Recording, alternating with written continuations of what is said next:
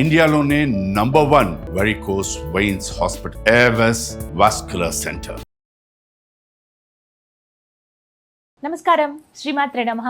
Welcome to Suman TV. నేను గీతాంజలి. ప్రస్తుతం మనతో పాటు శ్రీచక్రపీఠం వ్యవస్థాపకులు, ప్రముఖ జ్యోతిష్య పండితులు, సుమన్ టీవీ ప్రేక్షకులందరికీ ఎంతో సుపరిచితులైన బ్రహ్మశ్రీ డాక్టర్ ప్రదీప్ జోషి గురుగారు ఉన్నారు. వారితో మాట్లాడి సెప్టెంబర్ 21 అమావాస్య సూర్యగ్రహణం ఉందంటున్నారండి. ఇందులో వాస్తవం ఎంత? అసలు భారతదేశంలో కనిపిస్తుందా? ఇది ఎలాంటి సూర్యగ్రహణం ప్రత్యేకించి చెప్పుకోవాలి. చాలామందికి ఏంటంటే మనం అసలు పాటించాలా వద్దా, పట్టువిడుపు స్నానాలు ఉంటాయా లేదా, మనం ఏమైనా దీక్షలు తీసుకోవాలా, ఆ సమయంలో మంత్రజపం చేయాలా, అసలు ఏ సమయంలో వచ్చింది, ఎవరెవరికి కనిపిస్తుంది, ఇంకా ఏమైనా నియమాలు ఉంటాయా, ఇలా ఎన్నో సందేహాలు కదా. ఇవన్నీ గురువుగారి మాటల్లో విని నివృత్తి చేసుకుందాం. గురుగారు నమస్కారం అండి. శ్రీమాత్రే నమః. గురుగారు, సూర్యగ్రహణం మొన్ననే చంద్రగ్రహణం ఇలా వెళ్ళిందో లేదో ఒకే మాసంలో చూడడం అనేది కాస్త ఆందోళనగా ఉంది. కానీ ప్రభావాలు ఏమన్నా ఉంటాయా అని మాట్లాడే ముందు అసలు మనకు కనిపిస్తుందండి భారతదేశంలో?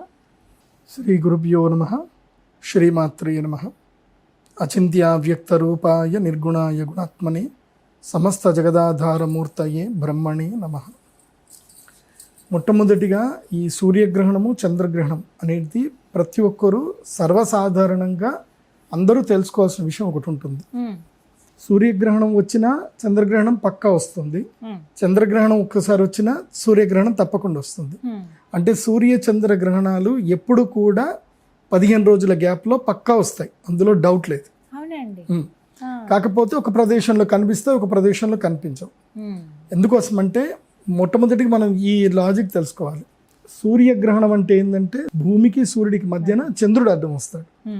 అప్పుడు ఏమవుతుంది అంటే మనకి సూర్యుడు కనబడాడు, కాబట్టి అది సూర్యగ్రహణం. ఎందుకోసం అంటే చంద్రుడు భూవాసులకి సూర్యుడికి అడ్డంగా కనిపిస్తాడు కాబట్టి అది సూర్యగ్రహణం.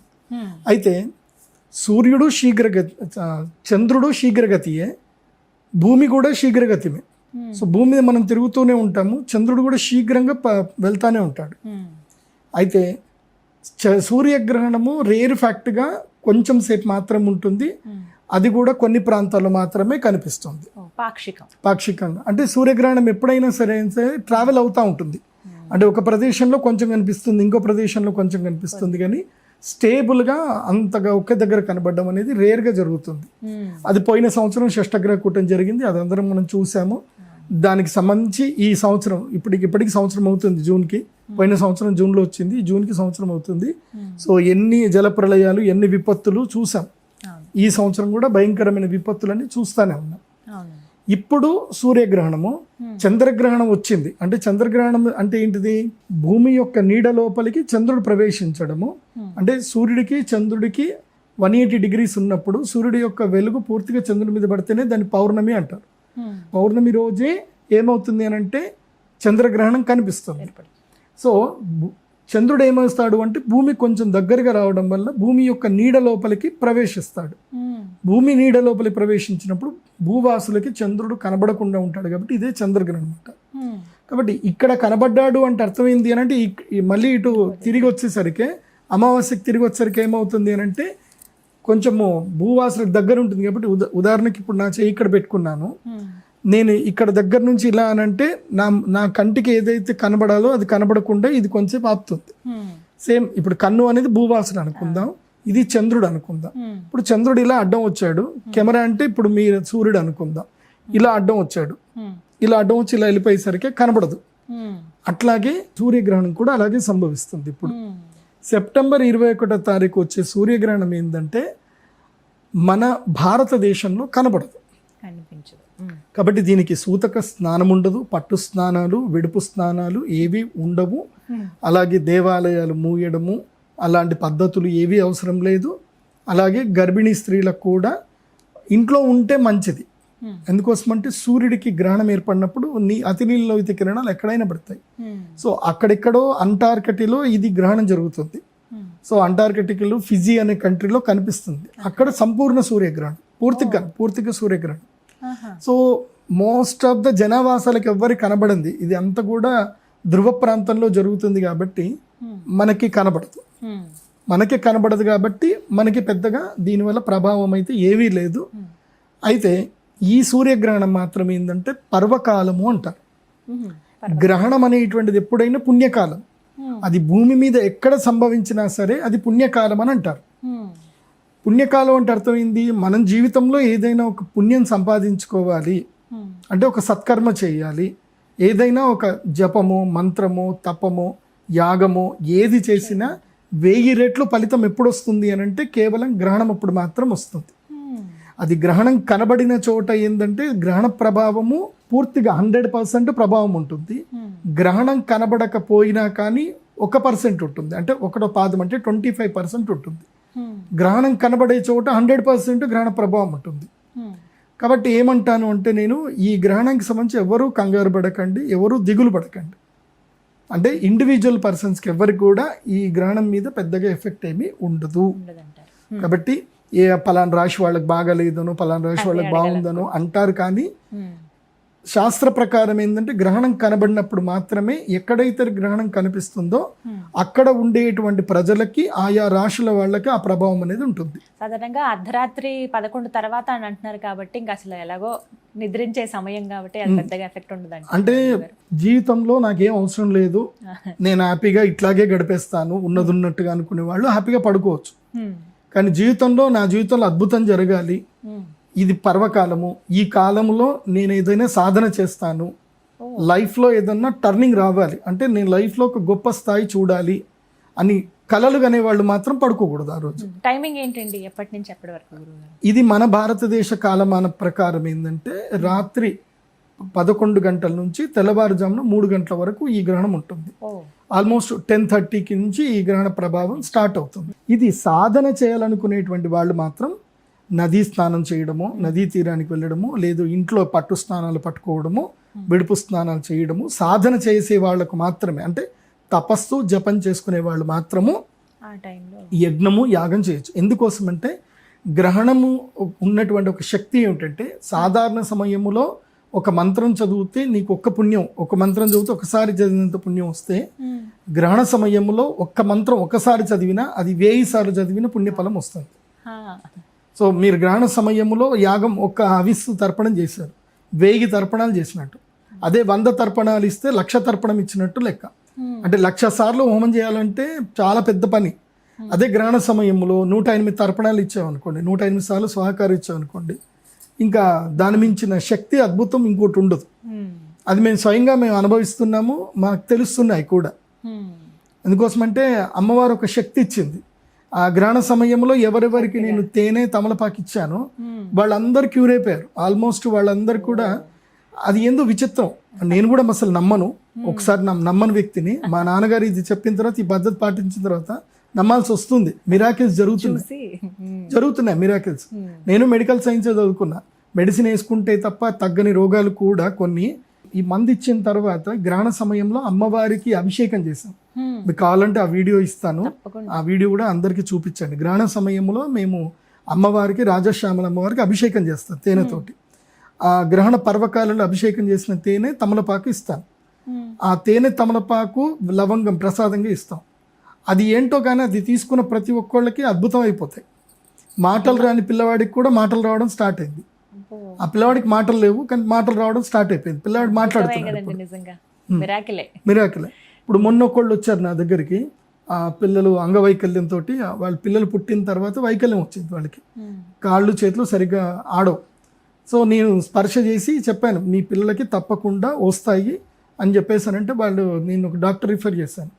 వాళ్ళకి అప్పటిదాకా ఏ డాక్టర్ కూడా నో అని చెప్పిన తర్వాత, నేను చెప్పి పంపించిన తర్వాత రిపోర్ట్లు ఏం చెప్పారంటే, మీ ఆ పాపకి సర్జరీ చేస్తే తప్పకుండా మీ పాప నడుస్తుంది, డౌట్ లేదు అని క్లియర్గా చెప్పారు. నాకు పూర్తి నమ్మకం ఉంది, ఇంకొక సంవత్సరం లోపల ఆ పాప నడుస్తుంది కూడా. అట్లానే ఇంకొకటి కూడా ఒక కేసు కూడా వచ్చింది. వాళ్ళు ఎంతో మంది న్యూరాలజిస్ట్ చూపించుకున్నారు, కింద కాలు పెట్టలేదు అమ్మాయి. కింద కాలు పెడితే నరాలు జిమ్ అంటే ఆమెకు షాక్ ఇచ్చినట్టు అవుతుంది. మొత్తం కూడా కాళ్ళ మంటలు 24/7. ఆ పాపకి ఫ్యాన్ పెట్టే ఉంచాలి. ఒంటి మీద బట్టలు వేసినా సరే మా పాపకి ఇది కాదు. ఎంత 12 ఏళ్ళ పాప, ఆమె చిన్న పాప. ఎంత నరకం అంటే వాళ్ళు ఎంతో బాధపడి నా దగ్గరికి వచ్చారు. వస్తే సరే అని వాళ్ళకి సొల్యూషన్ చెప్పాను. 6 నెలల్లో పాప పరిగెత్తడం నాకు వీడియో తీసి మరీ పంపించారు. సో కొన్ని అద్భుతాలు జరుగుతున్నాయి. గ్రహణ సమయంలో మంత్రసిద్ధి పొందినటువంటి వాళ్ళ దగ్గరికి వెళ్ళిన రుద్రశూల స్పర్శ ఇచ్చిన అద్భుతాలు జరుగుతాయి, అందులోపల డౌట్ లేదు. కానీ మీరు నమ్మాలి, పూర్తిగా నమ్మాలి. ఎందుకోసమంటే శాస్త్రం ఏం చెప్తుంది అంటే సంకల్ప వికల్పాత్మక మనః ఇత్యభిధీయతే అంటారు. మన మనస్సే సంకల్పము చేస్తుంది, వికల్పము చేస్తుంది. మన మనస్సులో మనం రాజమహల్లో ఉన్నట్టు ఊహించుకోవచ్చు, మన మనస్సులో మనం ఎక్కడో కింద పడిపోతున్నట్టు కూడా ఊహించుకోవచ్చు. మనస్సుకి ఏదన్నా సరే సాధ్యం. కాకపోతే ఏంటంటే ఆ మనస్సుని మీరు ప్రిపేర్ చేయాలి. ఈ గ్రహణ సమయంలో ఆ మనస్సంకల్పానికి అమ్మవారికి మీరు ఆ మనస్సుని కనుక సమర్పణ చేసి అనుష్ఠానం చేసుకోగలిగితే గ్రహణం అనేది లక్టాయి. అది కనబడుతుందా కనబడదా మనకు అనవసరం. ఎలాంటి మంత్రం జపించాలండి? ఖచ్చితంగా గురుముఖంగా తీసుకోవాలా మంత్రం? గురుముఖంగా తీసుకోవాలి. ఇప్పుడు నా దగ్గరికి వచ్చారు మొన్న, వచ్చిన వాళ్ళందరికీ త్రక్షరి మంత్రం ఇచ్చాను. గురువు ఎలాంటి మంత్ర ఉపదేశం చేయాలంటే ఆ మంత్రం వల్ల వాళ్ళకి తెలిసి తెలియక వాళ్ళకు అనుకున్నా కానీ వాళ్ళకి నష్టం కలుగుతుంది. ఆ మంత్రం ఎలా ఉండాలంటే పూలబంతిలాగా ఉండాలి. ఇప్పుడు పూలబంతితో గట్టిగా విసిరినా పెద్దగా దెబ్బ తాకదు అన్నట్టుగా ఉండాలి. సో అలాంటి మంత్రమే ఇవ్వాలి తప్ప వేరే మంత్రాలు ఇచ్చుకోవచ్చు. కాకపోతే తగు జాగ్రత్తలు చెప్పి మనస్సుని ఎలా నియంత్రణ. ఎందుకోసమంటే ఈ గ్రహణ మంత్రం ఎలా అంటే గ్రహణ సమయంలో మంత్రసిద్ధి అవుతుంది కదా, అది ఎలా ఉంటుంది అని అంటే ఇంకా నువ్వు మనసులో ఏదనుకుంటే జరిగిపోతుంది. మరి నువ్వు మనసులో ఏదైనా నెగిటివ్ అనుకున్నావు అనుకోండి, అది కూడా కష్టమే కదా. కాబట్టి అలాంటి మంత్రాలు ఇవ్వకూడదు. అలాంటి మంత్రాలు తీసుకునేటప్పుడు వాళ్ళకి ఒక 3-4 నెలల నుంచి గురువు వాళ్ళని పరీక్ష చేసి వాళ్ళకి సాధనా క్రమంలో ఉంచి మనస్సుని ఎలా అదుపులో పెట్టుకోవాలి, నెగిటివ్ థింకింగ్ ఎలా చేయకూడదని ట్రైన్ చేసి ఆ తర్వాత మంత్రోపదేశం చేయాలి. అందుకే నేను మంత్రోపదేశం చేసేటప్పుడు ఒక 2-5 నిమిషాలు ఉపోద్ఘాతం కొన్ని చెప్తాను, కొన్ని రూల్స్ చెప్తాను. డోంట్ హేట్ ఎనీవన్, ఎవరిని హేట్ చేయకండి. తర్వాత ఇంట్లో కూడా నిన్ను చంపేస్తారా, నీకు నరికి పోగులు పెడతాను, ఇలాంటి కొన్ని మామూలుగా మన తెలుగులో సాధారణంగా అంటాం. సో అలాంటి మాటలు అనకూడదు, ఆ ఊరికే కూడా అనకూడదు. ఎందుకోసం అంటే మంత్రసిద్ధి నాలుక మీద పొందిన తర్వాత అది అగ్నిలాగా, నువ్వు ప్రేమగా అయినా సరే సురుకు పెట్టిన మనసులో నీకు ప్రేమ ఉంది, మంచి వేడిగా కాల్చినటువంటి సలాక తీసుకెళ్ళి నువ్వు ప్రేమతో ముట్టినా కాలుతుంది, కోపంతో ముట్టినా కాలుతుంది. కాబట్టి మంత్ర సాధన చేసేటప్పుడు మనస్సును నియంత్రణలో పెట్టుకున్న తర్వాత మంత్ర సాధన చేయాలి. అలా మంత్ర సాధన చేస్తే ఈ గ్రహణం చాలా అద్భుతమైన సమయం. అందుకే మా శ్రీచక్ర పీఠంలో ఈ గ్రహణ సమయంలో ఈసారి మేము స్పెసిఫిక్గా నేను ఏం చేస్తున్నానంటే, ఇది ఉత్తరా ఫల్గుణ నక్షత్రంలో వస్తుంది. ఇది ఈ గ్రహణం సూర్యుడి యొక్క నక్షత్రంలోనే వస్తుంది. సూర్యుడి నక్షత్రంలో గ్రహణం సంభవించేటప్పుడు ఏంటంటే ఇది కొంతమందికి మాత్రమే బెనిఫిటెడ్ ఉంటుంది. ఉత్తరా ఫల్గుణ నక్షత్రం సూర్యుడి నక్షత్రమే, అధిష్టాన దేవత సూర్యుడే. తన నక్షత్రంలోనే గ్రహణం జరుగుతుంది. కాబట్టి ఎవరైతే ఈ గ్రహణ సమయంలో సూర్యుడికి గాయత్రి మంత్రముతో హవిస్సు నివేదన చేస్తారో వాళ్ళకి రాజయోగ సిద్ధి కలుగుతుంది. సో ఎవరెవరు ఈ గ్రహణ సమయంలో రావాలంటే, ఒకటి ఆత్మజ్ఞానం కావాలి, మోక్షం రావాలి అనుకునేటువంటి వాళ్ళు. అంటే కొంతమందికి వయసు అయిపోతుంది, వాళ్ళకి ఏం చేయాలో అర్థం కాదు, జీవితం అంతా చూసుకుంటే పిల్లల కోసం చేసిందే కనిపిస్తుంది తప్ప వాళ్ళ కోసం వాళ్ళు చేసుకున్నది ఏది కనిపించదు. తీరా చూస్తే పిల్లలు ఏమైనా ప్రేమగా ఉన్నారు అంటే వాళ్ళు కూడా ప్రేమగా ఏమి ఉండరు, ఏదో ఫోన్లు చేసి మాట్లాడతారు, తిన్నావా, ఇంకేం సర్లే పడుకో అనే రకంగానే ఉంటారు. సో అది వాస్తవం. మారుతి ఎవరో డైరెక్టర్ చూపించాడు పండుగ చేసుకో సినిమాలో, కరెక్ట్గా చూపించాడు. అంతే, పిల్లలందరూ అంతే ఉంటారు. ప్రేమ ఉన్నా వాళ్ళు ఏం చేయలేరు. ఎందుకోసం అంటే వాళ్ళ పిల్లలు వాళ్ళ సంసారాలు చేసుకోవాలి కాబట్టి అంతే ఉంటారు ఇంకా. సో అలాంటి తల్లిదండ్రులకి, అలాంటి పెద్దవాళ్ళకి ఈ గ్రహణం సాధనం. ఎందుకోసమంటే ఇది మహాలయ అమావాస్య. మీ జీవితంలో ఎన్ని పాపాలు చేసినా, అంటే తెలిసి తెలియక చేసిన పాపాలు ఏమి ఉన్నా కర్మ అయితే అనుభవించాల్సింది. కాకపోతే అమ్మవారి సన్నిధానంలో ఈ గ్రహణ సమయంలో అనుష్ఠానం చేసుకుంటే వాళ్ళకి సూర్యలోకంలో ఆతిథ్యం వస్తుంది భవిష్యత్తులో. ఎందుకోసమంటే చనిపోయినటువంటి వాళ్ళు 3 లోకాలకు వాళ్ళు వెళ్ళాల్సింది ఉంటుంది. తండ్రి, తాత, ముత్తాత, ముగ్గురు ఉంటారు. సో తండ్రి ఇమీడియట్లీ చంద్రలోకానికి వెళ్తాడు, తాత సూర్యలోకంలో ఉంటాడు, ముత్తాత బ్రహ్మలోకంలో అంటే ఊర్ధ్వలోకంలో ఉంటారు. సో ఈ 3 లోకంలో ఉన్నటువంటి వాళ్ళకి మోక్షసిద్ధి కలగాలి అన్నప్పుడు ఏంటంటే ఈ మంత్రోపదేశము ఇప్పుడు ఇక్కడ కనుక మీరు మంత్రం చేసుకుంటే రేపు భవిష్యత్తులో మీ పిల్లలు మీకు శ్రాద్ధం చేసినా చేయకపోయినా గ్రహణ సమయములో సూర్యుడి గనక సరిగ్గా తర్పణాలు వదిలి సూర్య మంత్రముతో గనక అనుష్ఠానం చేసుకుంటే అరుణం అని ఒకటి ఉంటుంది అనమాట, అరుణ ప్రశ్న అని ఉంటుంది. దానితో సూర్యుడికి సరిగ్గా హవిస్సు నివేదన చేసుకుంటే మరణం తర్వాత కూడా వాళ్ళకి సూర్యలోక ప్రాప్తి కలుగుతుంది. సూర్యలోకంలో వాళ్ళకి ఆతిథ్యం దొరుకుతుంది.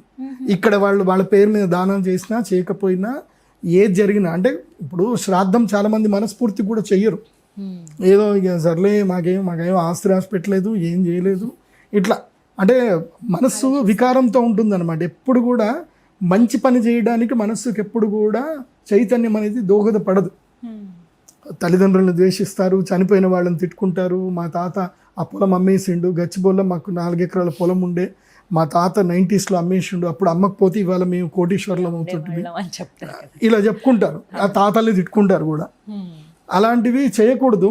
కాకపోతే ఏంటంటే ఎవరు ఏదైనా సరే నీ ఆత్మోద్ధారానికి నీకు ఈ గ్రహణం ఉపయోగపడుతుంది. ఒకటి స్వీయ ఆత్మోద్ధారణ కోసం గ్రహణం ఉపయోగం. ఎందుకోసం అంటే మహాలయ అమావాస్య. ఈ మహాలయం అంటే అన్నిటినీ లయం చేసేస్తుంది మహాలయ అమావాస్య. తర్వాత అంటే ఇది వీళ్ళకే కాదు, వాళ్ళ తాతలకి కూడా ఇది మంచి శక్తిని ఇస్తుంది. అంటే ఊర్ధ్వలోకంలో ఉండేటువంటి వాళ్ళకి కూడా మహాలయ అమావాస్య రోజు సూర్య తర్పణాలకి ఇస్తూ సూర్యగ్రహానికి ఆ యాగం గనక చేయగలిగితే వాళ్ళకి మోక్షం కలుగుతుంది. అందుకే మోక్షం అని చెప్పాను. మోక్షంకి ఇది మంచి సాధన. రెండవది ఏమిటంటే గనక శరీరంలో రుగ్మతలు, ముఖ్యంగా ఎముకలకి సంబంధించి స్కిన్కి సంబంధించిన సమస్యలు ఉన్నటువంటి వాళ్ళు ఈ గ్రహణ సమయంలో తర్పణం చేసుకొని హవిస్సు నివేదన చేసుకొని, సో మేము ఇలాంటి శ్రీచక్ర స్ఫటికలింగం ఇస్తాం. స్ఫటికము సూర్యుడికి ఇది ప్రతిబింబం కాబట్టి ఈ శ్రీచక్ర స్ఫటికలింగం ఇచ్చి గ్రహణ సమయంలో అభిషేకం చేస్తాం. ఈ అభిషేకం చేసిన నీటిని ఒక వాటర్ బాటిల్ తెచ్చుకోండి, 5 లీటర్ల క్యాన్ అయినా తెచ్చుకోండి, బిస్లెటరీ వాటర్ క్యాన్ అయినా తెచ్చుకోండి. ఆ నీళ్లు అభిషేకం చేసిన నీళ్లు దాచిపెట్టుకోవాలి. గ్రహణ సమయంలో అభిషేకం చేసిన నీళ్లు దాచిపెట్టుకోవాలి.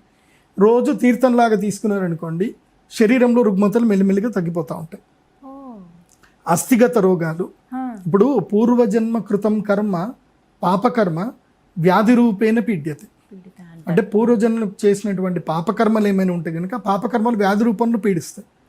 అదే గ్రహణ సమయంలో శ్రీచక్ర స్ఫటికలింగానికి పూజ చేసుకొని ఆ తీర్థాన్ని కంటిన్యూగా తీసుకున్నట్లయితే వ్యాధులు క్రమేపీ తగ్గుతాయి.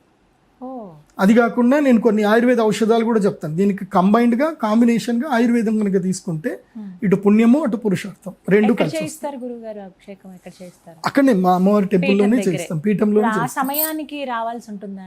తప్పకుండా రావాలి. రాత్రి గ్రహణం అంటే టెంపుల్ క్లోజ్ చేస్తారు కదా దేవాలయం. ఇప్పుడు గ్రహణము మేము టెంపుల్ క్లోజ్ చేసినా బయట పూజ చేస్తాం కదా. ఇప్పుడు చంద్రగ్రహణం వచ్చింది, అమ్మవారి దేవస్థానం మూసేసాము, కానీ మేము దేవస్థానము ఏదైతే ప్రాంగణంలో చేయిస్తాం. ఇప్పుడు గ్రహణం ఇప్పుడు లేదు, మనకి పర్వకాలం మాత్రమే, గ్రహణ నియమాలు లేవు, ఆలయం మూయడం లేదు. కాబట్టి అక్కడికి వచ్చి చక్కగా ఇది ఇస్తాం, దీనికి పూజ చేసుకోవాలి. శ్రీచక్రం పైన శ్రీచక్రం ఉంటుంది, కింద లింగం ఉంటుంది. సో శ్రీచక్ర స్ఫటిక లింగాన్ని పూజ చేసుకోవాలి.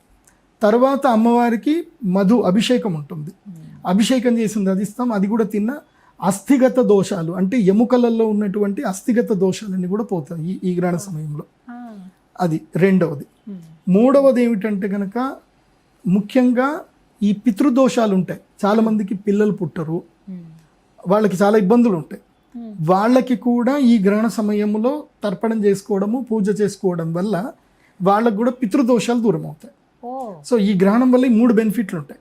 నేను రాజయోగం చెప్పట్లా, ఇంకా రాజయోగం చెప్పలే. రాజయోగం ఒక్కళ్ళకే వర్తిస్తుంది. అది ఎవరికంటే ఎవరైతే ఆల్రెడీ రాజకీయాల్లో ఉండి మళ్ళీ పదవికాంక్ష ఉంది, పదవి పొందాలనుకునేటువంటి వాళ్ళు మాత్రం ఈ గ్రహణ సమయంలో అరుణ తంత్ర యాగం చేయించుకుంటే గనక వాళ్ళకి సిద్ధి కలిగే అవకాశం ఉంటుంది, రాజయోగ సిద్ధి కలిగే అవకాశం ఉంటుంది వాళ్ళకి మాత్రం.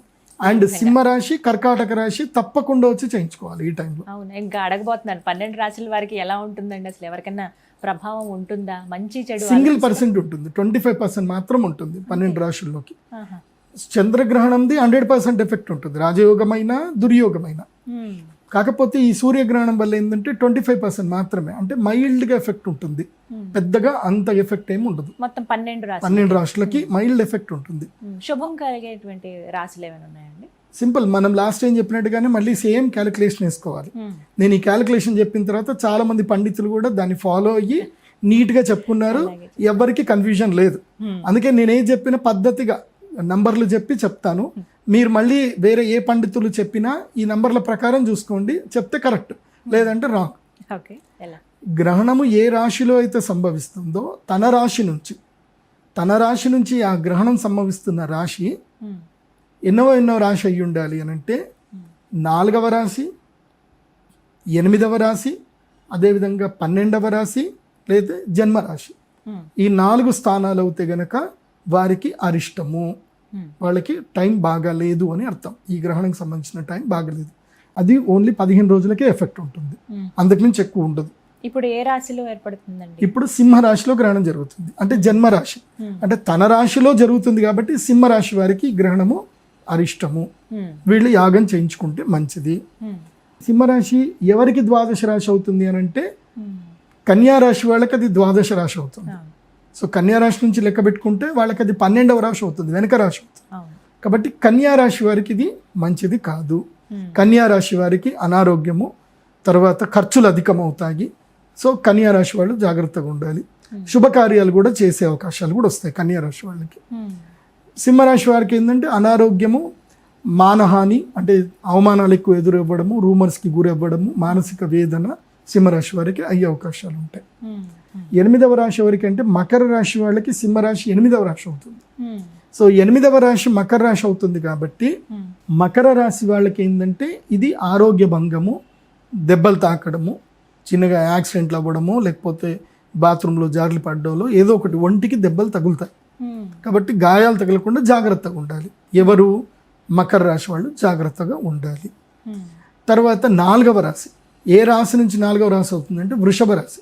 వృషభము, మిథునము, కర్క, సింహ. సో వృషభ రాశి నుంచి ఇది 4వ రాశి అవుతుంది కాబట్టి సుఖస్థానం.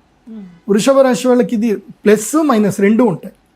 ప్లస్ ఏంటంటే జీవితంలో ఇక్కడ ఈ ఇంట్లో ఉంటున్నాను, ఇక్కడ ఉంటున్నాను, ఈ ఊర్లో ఉంటున్నాను, నాకు కలిసి రావట్లేదు, నేను ఇంకా మారాలి అనుకుంటే ఇప్పుడు మారవచ్చు. ఈ నవరాత్రుల్లో మారిపోవాలి. మారితే ఈ ఎట్లాగో గ్రహణ సమయం ఏం చేస్తుందంటే గృహత్యాగం చేయిస్తుంది. అంటే గృహత్యాగము, గృహ రుణము, మాతృ వియోగము, లేదంటే మాతృకి ఆరోగ్య నష్టము, లేదంటే వాహనాలు కోల్పోవడం, ఇవన్నీ కూడా జరుగుతాయి. సో ఇది వెహికల్ అమ్ముకోవాలన్నా అమ్ముకోవచ్చు, ఇల్లు అమ్ముకోవాలన్నా అమ్ముకోవచ్చు. సో ఏమైనా తెగదెంపులు చేసుకోవాలన్నా తెగదెంపులు చేసుకోవచ్చు. ఈ కలికాలం కదా, అవి అంతే. కాబట్టి ఇల్లు మారాలి అన్నా, ఊరు మారాలి అన్నా వృషభ రాశి వాళ్ళకి ఇది మంచి టైం. ఎందుకోసం అంటే వృషభ రాశి వాళ్ళకి ఇప్పుడు ద్వితీయ స్థానంలో ఎవరు గురుగ్రహం ఉన్నాడు కాబట్టి వీళ్ళకి రాజయోగం ఉంటుంది. కానీ రాజయోగం ఉన్నా కానీ ఏం రాజయోగం, గురుగారు చెప్తున్నారు వృషభ రాశికి ఏం పెద్ద తేడా ఏం కనిపిస్తలేదు అని అంటారు.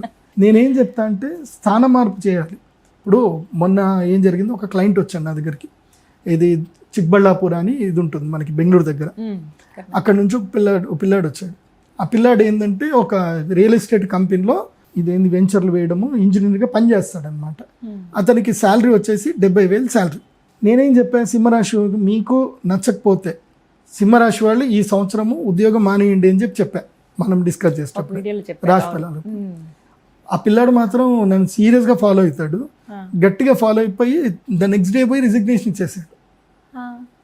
ఇచ్చేసి వాళ్ళ ఓనర్కి చెప్పాడు, లేదండి నేను జాబ్ మానేస్తున్నా అంటే, అదేందయ్యా మంచి శాలరీ ఎందుకు మానేస్తున్నట్టు మా గురువుకి చెప్పారు, నేను మానేస్తున్నా చెప్పేసి అని మానేసి వెళ్ళిపోయాడు. బిజినెస్ చేసుకోమనంటే కంపెనీ పెట్టుకున్నాడు, ఇంకా ఓన్ కన్సల్టేషన్ ఒకటి ఫర్మ్ రిజిస్ట్రేషన్ చేసుకున్నాడు, ఇంకా బిజినెస్ స్టార్ట్ చేసుకున్నాడు అంతే. మళ్ళీ అదే ఓనర్ పిలిపించాడు. ఓనర్ పిలిపించి, సరే నువ్వు శాలరీకి చేయకుండా పర్వాలేదు, నీకేం కావాలి, నీకు కావాలంటే ఇంకా నీకు 150,000 శాలరీ ఇస్తాను, డబుల్ శాలరీ ఇస్తాను చెయ్యు అన్నాడు. లేదు సార్ మా గురువు చెప్పాడు నేను జాబ్ చేయనని చెప్పి ఇదే పట్టుకున్నాడు ఆయన. మా గురువు చెప్పాడు నేను జాబ్ చేయనని. సరే ఏంది అంటే, నాకే కాంట్రాక్ట్ ఇచ్చేయండి, నేను కంపెనీ పెట్టుకున్నాను, నేను ఏదైతే అది కొటేషన్ ఇస్తాను దానికి తగ్గట్టుగా నాకు కాంట్రాక్ట్ ఇచ్చేయండి అని అంటే, వాడు అన్నాడు నాకు కాంట్రాక్ట్ కాదు కానీ నీకు స్క్వేర్ యార్డ్కి ఇంత, కర్ణాటకలో స్క్వేర్ ఫీట్లో సేల్ చేస్తాను, స్క్వేర్ ఫీట్ ఇంత ఇస్తాను, నీకు ఇన్ని స్క్వేర్ ఫీట్ ఇచ్చేస్తాను, నువ్వు చేసుకో అని చెప్పేసి అన్నాడు. సరే అని స్క్వేర్ ఫీట్లు తీసుకున్నాడు. ఆ వెంచర్ మొత్తం వేసే లోపల స్క్వేర్ ఫీట్లు అన్నీ సేల్ అయిపోయాయి. దాదాపు 1.5 లాభం తీసుకొని బయటకు వచ్చేస్తాడు. తర్వాత ఏం చేశాడు, అక్షయ తృతీయకు వచ్చాడు, ఏది ఇన్నోవా కారు కొత్త తీసుకొని వచ్చాడు. గురూజీ నేను కారు కొనుక్కున్నాను, సంతోషం నాయన అని చెప్పి. మళ్ళీ మొన్న ఆఫీస్కి వచ్చి ఈసారి ధనత్రయోదశి కూడా వస్తా గురూజీ అని చెప్పి 4-5 వెంచర్లు పట్టుకున్నాడు, సంపాదించుకున్నాడు. సో టైం చేంజ్ అవ్వాలంటే నువ్వు మెంటల్గా ప్రిపేర్ అవ్వాలి. గ్రహాలు మారుతాయి, నువ్వు మెంటల్గా ప్రిపేర్ అయ్యి నువ్వు దాన్ని పూర్తిగా నమ్మి దాని మీద ఎఫర్ట్ పెట్టకపోతే ఇట్స్ నెవర్ వర్క్, అది జరగదు, అందుకోలేరు. నువ్వు మెంటల్గా ఫస్ట్ ప్రిపేర్ అవ్వాలి. ఇప్పుడు కన్యా రాశి వాళ్ళకి ఈ దసరా నుంచి కన్యా రాశి వాళ్ళకి జస్ట్ 60 days లక్కీ టైం, 60 రోజులు లక్కీ టైం. ఎందుకోసం అంటే అతిచారుడైన గురుడు కర్కాటక రాశి లోపలికి ఎంటర్ అయ్యి మళ్ళీ రిటర్న్ అయిపోతాడు, అతిచారంగా వచ్చేస్తాడు. కర్కాటక రాశి లోపలి గురువు ఎంటర్ అయ్యాడు అంటే అది ఏంటి అంటే అదృష్టం. సో వచ్చాడు అన్నప్పుడు మళ్ళీ లక్ ఇచ్చేస్తాడు. నువ్వు ఆ 15 daysలో ఉన్న లక్ నువ్వు గ్యాదర్ చేసుకోగలగాలి. 15 daysలో చేయగలిగేది ఏంది అది చెయ్యాలి అంతే. నీ జీవితంలో రెగ్యులర్ చేసే పనులు మానేయాలి, ఏమన్నా కొడితే ఏను కుంభస్థలం కొట్టాలి అన్నట్టు ప్రయత్నం చేయాలి. చేస్తే 100% సఫలీకృతం అవుతుంది. నువ్వు విశ్వసించాలి అంతే, నువ్వు నమ్మాలి, నమ్ముతా జరుగుతుంది. అందుకే కన్యా రాశి వాళ్ళకి ఇది కొంచెం నెగిటివ్ టైము. ఇప్పుడు ఎవరెవరికి అదృష్ట సమయాలు అంటే ఈ గ్రహణం తర్వాత అంటే ఈ నవరాత్రుల నుంచి దీపావళి వరకు అంటే అక్టోబర్ 18 వరకు ఈ టైం స్పేస్ ఏదైతే ఉందో లక్కీయెస్ట్ టైం ఎవరెవరికి అని అంటే 10, 11, 10వ స్థానము, 11వ స్థానము, అదేవిధంగా 6వ స్థానము, తర్వాత తృతీయ స్థానము. 3, 6, 10, 11 స్థానాల్లో గ్రహణం జరిగితే వాళ్ళకి అదృష్టం. 3వ రాశి ఏ రాశి అంటే మిథున రాశి. మిథున రాశికి మిథునం, కర్కాటకం, సింహ. కాబట్టి మిథున రాశి వాళ్ళకి ఏంది అని అంటే ఇప్పుడు మంచి సమయం. మిథున రాశి వారికి మంచి సమయం అంటే వాళ్ళకున్న అపవాదులు పోగొట్టుకోవడం కానీ లేదంటే ఏదైనా సరే సాహసపూరితమైన కార్యక్రమాలు చేయడానికి కానీ ఇది మంచి సమయం మిథున రాశి వాళ్ళకి. ఆ తర్వాత మీనరాశి. మీనరాశికి ఈ గ్రహణం ఏంటి 6వ స్థానంలో ఏర్పడుతుంది. మీనరాశికి ఏళ్ళనాటి శని ఉంది, అయినా సరే వీళ్ళకి లక్ టైం ఉంది. కాబట్టి ఈ సమయంలో ఏదైనా సరే రుణాలు తీర్చేసుకోవడము, సెటిల్మెంట్స్ చేసుకోవడము, అప్పులు తీర్చేయడము, ఇదంతా కూడా మీన రాశి వారికి ఇది మంచి సమయం. ఏది ఈ 15 రోజులే, ఇంతకన్నా ఎక్కువ లేదు. టైం డ్యూరేషన్ చాలా తక్కువ, 15 రోజులు. మళ్ళీ పూర్ణ చంద్రుడు వచ్చేంత వరకు మాత్రమే ఈ ప్రభావం ఉంటుంది. ఆ తర్వాత 2 రాశులు, అదేమిటంటే తులారాశి, వృశ్చిక రాశి. ఈ 2 రాశులకు ఏంటంటే కనుక అదృష్ట యోగం. విదేశాలకు వెళ్ళాలన్నా, ఉద్యోగంలో మార్పు తెచ్చుకోవాలన్నా, వ్యాపారం చేయాలి అన్నా వీళ్ళకి లక్ టైం. అందులోపల తులారాశి వాళ్ళకైతే అద్భుతమైన టైం ఇది. ఎందుకోసం అంటే వీళ్ళకి 9వ ఇంట్లో గురువు ఉన్నాడు, ఈ గ్రహణం వీళ్ళకి ఇంకా కలిసి వస్తుంది. కాబట్టి తులారాశి వాళ్ళకి పట్టిందల్లా బంగారంగా ఉంటుంది ఈ నెల రోజుల పాటు. అక్టోబర్ 18 వరకు, సెప్టెంబర్ 21 నుంచి అక్టోబర్ 18, 22 అనుకోండి, దీపావళి వరకు. ఈ నెల రోజుల డ్యూరేషన్ మాత్రం సూపర్గా ఉంటుంది.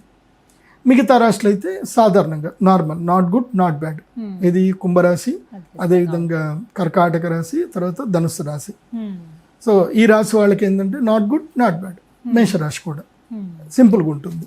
ఈ విధంగా ఉండబోతుంది గ్రహణం. ఒక నెల రోజులు 15 రోజుల వరకు ఆ ప్రభావం ఉంటుందండి గ్రహణం నుంచి చూసుకుంటే కనుక. 15 days జాగ్రత్తగా ఉండవలసిన వారు జాగ్రత్తగా ఉండాలి. అదృష్టం వస్తుందన్న వాళ్ళు అది అందుకునే ప్రయత్నం అయితే చేయాలని అంటారు. అయితే ఈ విశేషంగా ఈ యాగాలు, ఈ అభిషేకాలు అయితే జరుగుతున్నాయి పీఠంలో అయితే ప్రతి అమావాస్యకి మా పీఠంలో. ఇంకోటి ఏంటంటే శత్రుబాధ. చాలా మందికి ఏంటంటే జీవితంలో శత్రుబాధ, రుణబాధ, మనిషిని కింద పడేసేది అదే.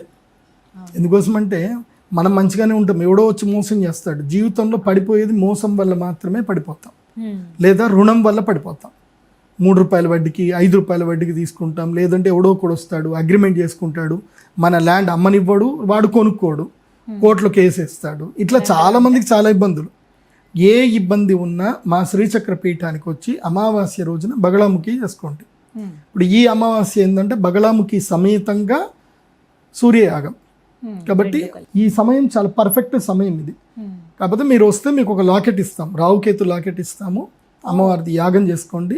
జస్ట్ 18,000 ఉంటుంది. ఇంక ఎక్కువ లేదు తక్కువ లేదు, ఓన్లీ 18,000. ఎంతమంది వచ్చినా యాగం ఉంటుంది, రాత్రిపూట యాగం ఉంటుంది. యాగం చేసుకొని తెల్లారితే మళ్ళీ దేవి నవరాత్రులు ప్రారంభమవుతాయి. చక్కగా గంగా నది స్నానం చేసి సరస్వతి అమ్మవారి దర్శనం చేసుకొని మీ జీవితంలో కావాల్సిన పనులు మీరు వెళ్ళిపోండి, బాగుంటుంది. కాబట్టి శ్రీచక్ర పీఠంలో మాత్రమే ఈ యాగం జరుగుతుంది, వేరే ఎక్కడ కూడా జరగదు. వచ్చిన ప్రతి ఒక్కరికి ఏంటంటే ఈ శ్రీచక్ర స్ఫటికలింగము, రావుకేతు లాకెటు, అదేవిధంగా అమ్మవారి యొక్క శ్రీచక్రం బిళ్ళ ఇవి అందరికీ కానుకగా ఇవ్వడం జరుగుతుంది. అవి తీసుకొని మీరు మీ అనుష్ఠానాలు చేసుకుంటే జీవితంలో బాగుపడతారు. అది ఎప్పుడైనా సరే అనుష్ఠానం చేసుకునేటప్పుడు వాటితోనే చేసుకోవాలి. గ్రహణ సమయంలో గురువు దగ్గర నుంచి ఉపదేశం తీసుకున్నా, గురువు నుంచి ఏ మంత్రం తీసుకున్నా అది తప్పకుండా సత్ఫలితాన్ని ఇస్తుంది. మొన్న అందరికీ త్రక్షరి మంత్రం ఇచ్చాను. నెక్స్ట్ ఇయర్ వాళ్ళందరూ గుడ్ న్యూస్ తోటి వస్తారు. నెక్స్ట్ ఇయర్ ధనత్రయోదశి కానీ వాళ్ళందరూ వస్తారు హ్యాపీగా. ఈసారి ధనత్రయోదశికి కూడా వస్తారు చాలా మంది. ఈసారి ధనత్రయోదశికి 150 మందికి అవకాశం ఇస్తున్నాం. 150 మంది వస్తారు ఎక్స్ట్రా ఈసారి ఇచ్చాం. కానీ అదృష్టమేనండి ఈ సమయంలో తీసుకోవడం అనేది. అందులో ఆదివారం సెలవు రోజు కాబట్టి ఆసక్తి ఉన్న వాళ్ళందరూ, సమయం ఉంది అన్న వాళ్ళు కుదుర్చుకుని మరీ వచ్చి ఆ రోజున శ్రీచక్రపీఠాన్ని సందర్శించండి. గురువుగారు చేయించేటువంటి పూజా కార్యక్రమాల్లో పాల్గొనండి. ధన్యవాదాలు గురుగారు. శ్రీమాత్రే.